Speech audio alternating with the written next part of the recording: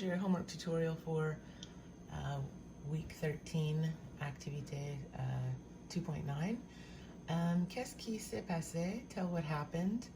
You're given two parts of the sentence, the subject and then the reflexive verb that you're going to be putting in the passé composé. Remember that reflexive verbs use être. We've got un accident horrible and then se passer. So un accident is masculine singular, even if you didn't know that yourself, or the tells you that it is. So we're going to, so that whenever we look at the reflexive pronoun, it's going to stay se because it's third person, and then we're going to add the accented e after we drop the er to get the past participle of passé. Conjugating être in the present tense, then we've got est. So un accident horrible s'est passé. That one is pretty straightforward. You don't need to change anything about the past participle because this is masculine singular. This one is going to be the same. Here's a feminine singular, so it's still third person, so it's still going to be se, la police, and then it's still going to be est, so we've got se, but then whenever we drop the er, add the accented e for tromper, we're going to also add another e because la police is feminine singular. So la police s'est trompée is just going to have the accented e and the and another e. Same thing here. This one will follow pretty much. So this one is plural. So then you'll but masculine plural. So you know what to do with that. This one is feminine plural. So just pay attention to that. And now here we have another section. Tell what these people did to get ready for a party. You're only going to be putting the verb. Your answer is only going to be the passé composé of the verb. So we've got s'acheter. Well, Louise is the subject.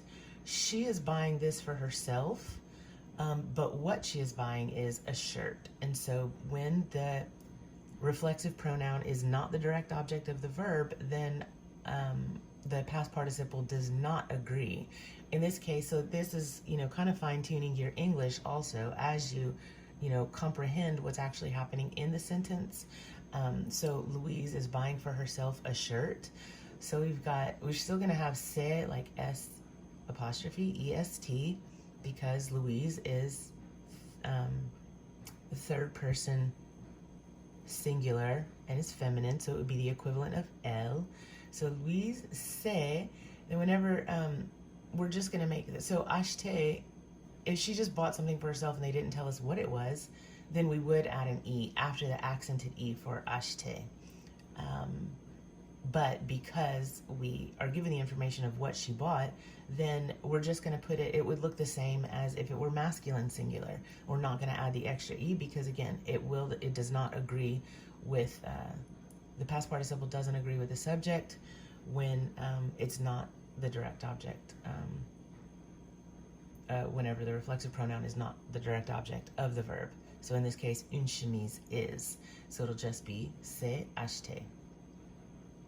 So here we've got les garçons. Well, all we have is les garçons shave themselves, or se raser.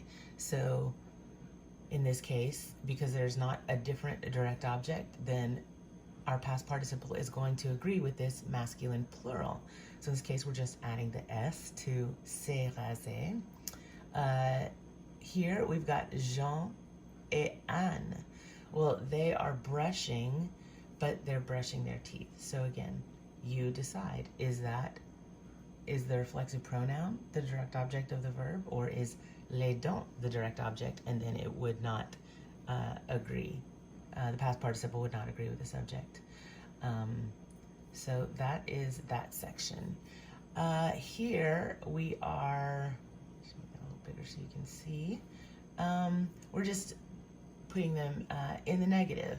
Well, we're given the present tense, kind of the parts of the sentence, and we've got to put them in the past tense, but then also negate them.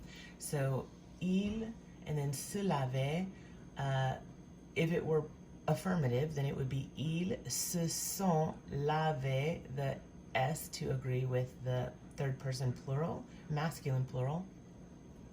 But then the ne and the pas the ne goes before the reflexive pronoun, pas goes after the helping verb. So, ils ne se sont pas lavés. In here, so in this case, again, so you're kind of remembering a couple of things.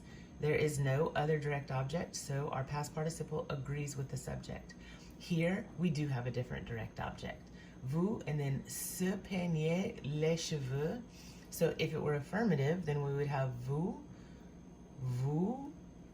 êtes peignez. It could possibly be any ending because are you talking to formally to a lady, formally to a man, plural, informally to a group. So it could be any of the endings. However, because les cheveux is the direct object of what is being combed, then the past participle does not agree with the subject, but then we're negating it. So it would look like this. I'll give you just a little. Vous ne vous êtes pas peigné les cheveux. Okay, so there's that, just so you kind of have an idea of what you're looking for. So again, you're just checking to see. First, it'd probably be easier just to put it in the affirmative, decide does the past participle need to agree, like is there a direct object, and then negate it. The ne goes in front of the reflexive pronoun, the pas goes after the helping verb, and it's going to follow that format for all of these. Well, then we're going to take the same pieces of the sentence and make a question, in which case, again, I think it's easier to put it in the affirmative as a sentence and then just invert the helping verb and the subject. The reflexive pronoun still stays before the helping verb.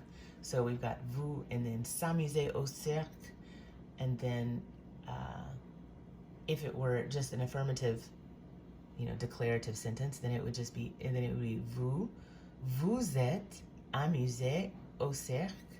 And again, it doesn't need to agree because are you having fun at the circus? But then you would invert, to make it a question, then you just invert the subject and the helping verb.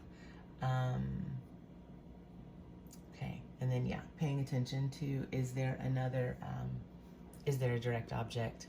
So it's a couple of steps on that one.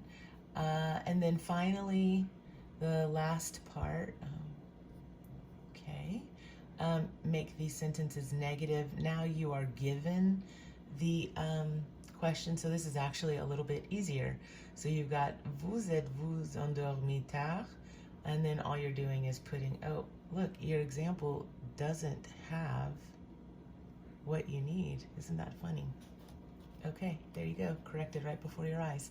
So, vous êtes-vous vous endormi tard, and then ne goes in front of the reflexive pronoun.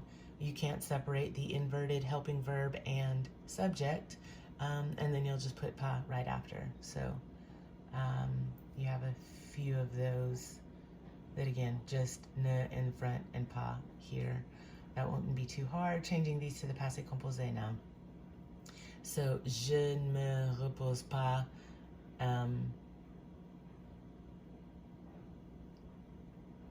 We've got je conjugate être in the present tense, which is suis, and then change the reposer.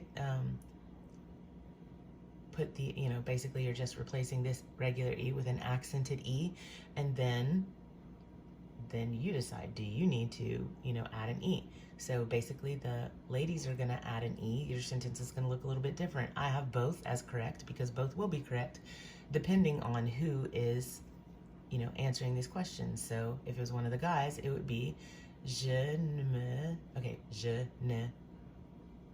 suis je ne me suis pas reposé, just the accented E, and then with the ladies it would follow the same format. It would just have the E. So je ne me suis